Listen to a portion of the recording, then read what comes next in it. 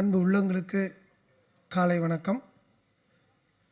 Press media people, மேடையில் அமர்ந்திருக்கும் என் சொந்தங்களுக்கும் காலை வணக்கம். முதல்ல பாக்யராஜ் சாருக்கு நான் மிகப்பெரிய நன்றி முதல்ல சொல்லணும். இந்த விழாவுக்கு வந்ததுக்கு மட்டும் இல்லை சார், இந்த வருஷம் நேஷனல் அவார்டு ஜூரியாக சவுத்துலேருந்து நான் போயிருந்தேன். நம்ம தமிழ்நாடை ரெப்ரசன்ட் பண்ணி நேஷனல் அவார்டு ஜூரி சார் இந்த வருஷம் யங்கஸ்ட் ஜூரி, அது எனக்கு மிகப்பெரிய பெருமை. அங்கே பார்க்கிங் படத்துக்கு திரைக்கதைக்கு பெஸ்ட்டு கொடுக்கணும்னு சொல்லி ஒரு 10 நாளாக இன்னொரு படம் அதில் பார்க்கிங். ஸோ அதில் அந்த காம்படிஷன் நடந்துகிட்டு இருந்துச்சு. அந்த காம்படிஷன் நடந்துகிட்டு இருக்கும்போது உங்களோட ஒவ்வொரு படமும் உங்களோட ஒவ்வொரு திரைக்கதையும் தான் எனக்கு உந்துகோலாக இருந்துச்சு அந்த படத்தை கொடுக்கறதுக்கு உண்டான மிக மெயினான காரணமாகவே இருந்துச்சு. ஸோ நான் அவங்ககிட்ட அங்கே இருக்கிறவங்க எல்லாருக்குமே பாக்யராஜ் சாரை தெரியும். அப்போது அந்த மாதிரி சொல்லி தான் இன்றைக்கி திரைக்கதை அப்படின்னாலே தமிழ்நாடு தான், தமிழகம் தான் திரைக்கதைக்கு சிறந்தது. இத்தனை வருஷமாக கொடுக்கவே இல்லை தமிழ்நாட்டுக்கு திரைக்கதைக்கு, பார்க்கிங்க்கு கொடுத்தே ஆகணும் அப்படின்னு சொல்லி போராடும் போது எனக்கு பாக்யராஜ் சார் அங்கே மறைமுகமாக என் கூட நின்னார். அதுக்கு மிகப்பெரிய நன்றி சார். முதல்ல அடுத்து தலைவர் எம்எல்ஏ வந்திருக்காரு, நம்ம விருகம்பாக்கம் இருக்க. உண்மையிலே எனக்கு ரொம்ப நெருங்கிய நண்பர்.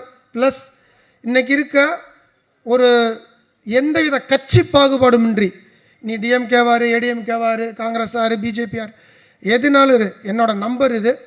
எத்தனை மணிக்கு கூப்பிட்டாலும் அத்தனை மணிக்கு நானுன்னு இல்லை, யாராக இருந்தாலும் ஓடி முதல்ல நின்று விருகம்பாக்கம் தொகுதிக்கு அவ்வளவு அருமையான வேலைகள் செய்து கொண்டிருக்கும் என் நண்பர் பிரபாகராஜா அவர்களுக்கு வாழ்த்துக்கள். நன்றி சார், உங்கள் பணி தொடரணும். அடுத்ததாக நான் மேஜராக ப்ரொடியூசர் ராதாகிருஷ்ணன் சாரை பற்றி சொல்லணும். இந்த படம் தயாரித்தது ஒரு விதம் அப்படின்னா, ஒரு மனிதன் தான் அப்பா அம்மாவை நேசிக்கிறவன் தோக்கவே மாட்டாங்க. முதல்ல அவங்க அப்பா ஃபோட்டோவை கொண்டு வந்து அங்கே வச்சுட்டு வந்தோடனே சொன்னார், 5 மாதத்துக்கு முன்னாடி தான் அவர் காலமானான்னு சொன்னார். அப்பா மேலேருந்து உங்களை பார்த்துட்ருக்கார் சார், இந்த படம் கன்ஃபார்மாக வெற்றியடைய உங்களோட முழு ஆசீர்வாதம் உங்களுக்கு நேரையே உங்களை பார்த்துட்ருக்காரு. ஸோ நான் ரொம்ப அப்பா சென்டிமெண்ட்டான ஆள், அதனால் எனக்கு அது ரொம்ப டக்குன்னு எனக்கு ரொம்ப பிடிச்சிருந்துச்சி. முதல்ல ஒரு மனுஷனாக நீங்கள் ஜெயிச்சிட்டீங்க, முதல்ல ஒரு மகனாக ஜெயிச்சிட்டீங்க, ப்ரொடியூசராக கன்ஃபார்மாக ஜெயிப்பீங்க சார்.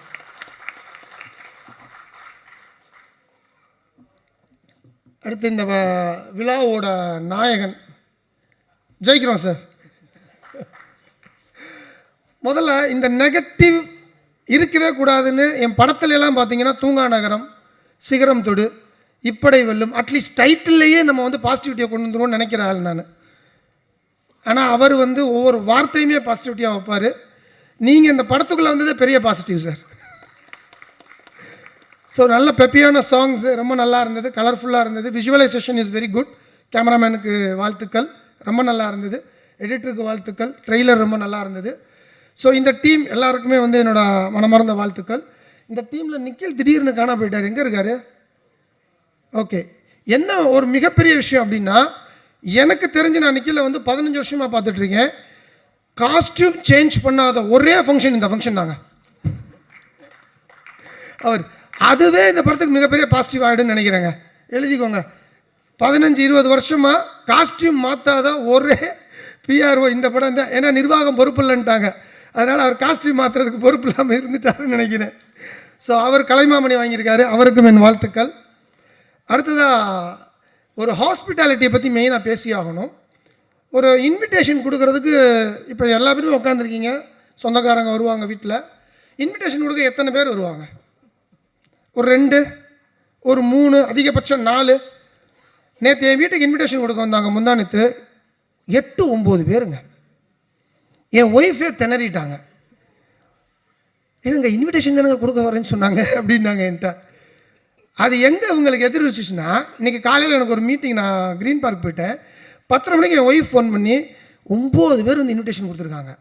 மகனை என்ன நடந்தாலும் அந்த ஃபங்க்ஷனுக்கு முதல்ல நீ போயிடணும் அப்படின்னாங்க. அந்த 9 பேருக்கு நன்றி. ஸோ ரொம்ப ஹாஸ்பிட்டாலிட்டியாக, ரொம்ப ஃபார்மலாக இல்லாமல் ரொம்ப கேஷுவலாக அன்றைக்கி they made my day. Thank you for all the 9 people who game home. அது அடுத்து வந்து இயக்குனரை பற்றி சொல்லணும். இயக்குனருக்கு இது 2வது படம் சொன்னாங்க. முதல் படம் நடிக்கிறாரு. வாழ்த்துக்கள். முதல் படத்திலே முடிச்சு விட்றாதீங்க. இது விஜய், சிம்பு இப்படிலாம் சொல்லி முடிச்சு விட்றாதீங்க. வரட்டும் மெதுவாக. ஆதவனவர்களே தெரியும் உங்களை பற்றி. அதான் சொல்லுவேன், இவரோட பையன் அவன் இல்லையா? கரெக்டாக இருக்கான். மேடைக்கு வந்தோடனே அழுகே நிப்பாட்டிட்டான், கீழே போனோடனே அழுக ஆரம்பிச்சிட்டான். ஸோ இப்போயே வந்து ஒரு ஹீரோ வீட்டில் உருவாக்கிட்டு இருக்காரு. ஃபோட்டோக்குன்னு அழுக மாட்டேங்கிறான், கீழே போய் உட்காந்தோன்னா அழுகிறான். ஸோ அவனையும் டான்ஸ் சொல்லி கொடுத்து ஆக்கிடுங்க. ஓ பண்ணிட்டான் பார்த்தீங்களா, வெளியே வருது பாருங்கள், கேமியோ பண்ணியிருக்கானா. வாழ்த்துக்கள் அந்த குட்டி ஸ்டாருக்கும். என்னென்னா எப்போயுமே சொல்லுவேன், ஒரு இயக்குனருக்கு வந்து ஒரு மிக மிஞ்சிய ஒரு செல்ஃப் கான்ஃபிடென்ஸ் வேணும்னு நான் எப்போயுமே சொல்லுவேன். ஏன்னா அந்த தூங்கா நகரத்துலையும் இயக்கிக்கிட்டே நானும் நடித்தேன், வேறு வழி இல்லாமல். அதே மாதிரி தான் இவர் வேறு வழி இல்லாமல் நடிச்சிருப்பாருன்னு பார்த்தேன். ஆனால் இவர் பிளான் பண்ணியே நடிச்சிருக்காரு, அதில் பார்த்துட்டேன். ஏன்னா இங்கே இவர் வந்து டேரெக்டாக டெல்லி பாட்டிலே வந்து தமிழ்நாடுலாம் தேவையில்லை, டெல்லி பாலிட்டிக்ஸ் இவர். அம்பானிக்கே வந்து நாங்கள் வந்து கடன் கொடுப்போன்ட்டார். இல்லை அதுதான் சொல்கிறேன், டெல்லிக்கு போனால் கூட பிரச்சனை இல்லைங்க, இங்கே வந்தால் தாங்க பிரச்சனை. ஸோ அதனால் வந்து கீர்த்தீஸ்வரனுக்கும் கார்த்திக்கும் வந்து நான் வந்து வாழ்த்துக்கள் சொல்கிறேன். இந்த படம் பெரிய வெற்றி அடையணும். எல்லாம் வல்ல இறைவன் அருளால் இந்த படம் ஜெயிக்கும்னு நான் முழுசாக நம்புகிறேன்.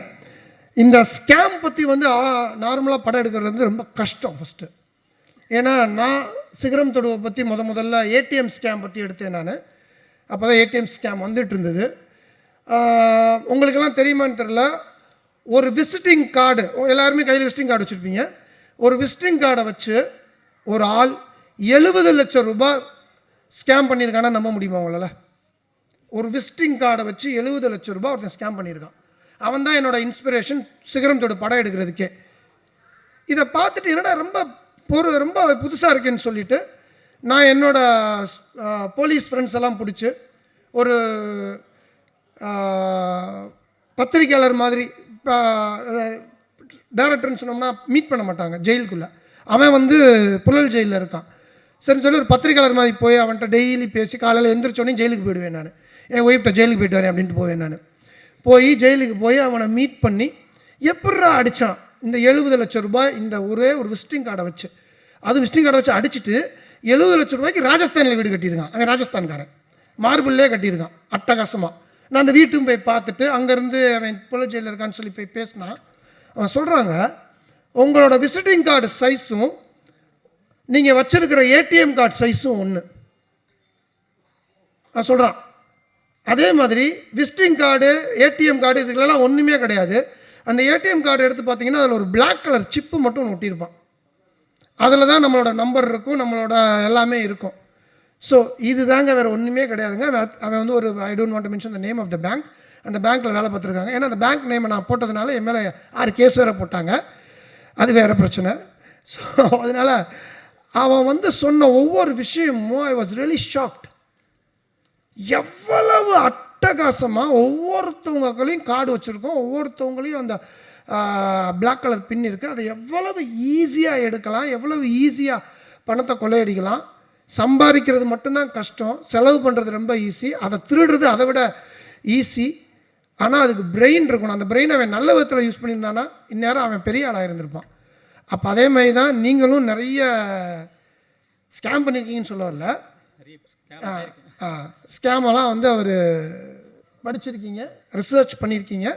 ஸோ அந்த ரிசர்ச் கரெக்டான ரிசர்ச்சாக மக்களுக்கு பிடிச்ச ரிசல்ட்டாக இருந்ததுன்னா டெஃபினட்டாக மக்கள் கொண்டாடுவாங்க. அண்ட் தென் இன்றைக்கி பெரிய படம் சின்ன படம்னு எதுவுமே கிடையாது. மக்கள் தேட்டருக்கு வந்து பார்த்தா அது பெரிய படம், மக்கள் தேட்டருக்கு வந்து பார்க்கலைன்னா அது சின்ன படம், அவ்வளோதான் என்னையை பொறுத்தளவு. ஏன்னா நானும் தூங்கா நகரம் எடுக்கும்போது அதில் எந்த ஹீரோவும் கிடையாது. சிகரம் தொடு எடுக்கும்போது கும்கி அப்போ தான் ரிலீஸ் ஆயிருந்துச்சு. இப்படை வெல்லும் பண்ணும்போது உதயநிதி பிரதர் தான்.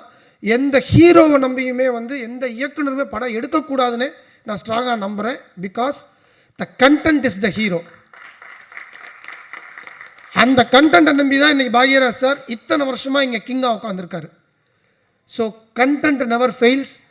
அண்ட் உங்கள் படம் நான் பார்க்கல, ட்ரெய்லர் பார்த்ததை வச்சு சொல்கிறேன்.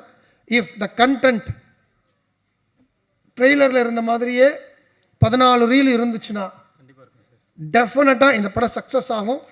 நீங்கள் சொல்ல வேண்டிய அவசியமே கிடையாது. மீடியா பீப்புள் நல்ல படத்தை கொண்டாடுறதுக்கு ரெடியாக இருக்கிறாங்க. இங்கே நல்ல படம் நம்ம தான் கொடுக்கறதுக்கு தவறுறோம். ஒவ்வொரு மீடியாவுமே படம் பார்க்க வர்ற ஒவ்வொரு ஆடியன்ஸும் நான் வந்து 2.5 மணி நேரம் என் டயத்தை வேஸ்ட் பண்ணணும்னு வர்றது கிடையாது. படம் எடுக்கிற ஒவ்வொரு ப்ரொடியூசரும் நான் நல்ல படம் எடுக்கணும்னு தான் முயற்சி பண்ணுறோம். படம் பண்ணுற இயக்குனரும் முயற்சி பண்ணுறோம். அதே மாதிரி தான் மீடியா பீப்புளும் அவங்க டயத்தை செலவு பண்ணி 2.5 மணி நேரம் படம் பார்க்க வரும்போது ஒரு படம் நல்லா இருக்குது அப்படின்னா நம்ம சொல்ல வேண்டிய அவசியமே இல்லை. They take it to the scale of the heights அப்படின்னு சொல்லுவேன், பினக்கிள் ஆஃப் ஹைட்டுன்னு சொல்லுவேன். அந்த இதுக்குள்ள கொண்டு தூக்கி வச்சு கொண்டாடுறாங்க. என் 3 படத்தையும் கொண்டாடினது போல் இந்த படத்தையும் அவங்க கொண்டாடுவாங்கன்ற மிகப்பெரிய நம்பிக்கையில் இந்த டீம் பெருசாக ஜெயிக்கும்னு நான் எல்லாம் உள்ள இறைவனை வேண்டிக்கிறேன். நன்றி, வணக்கம்.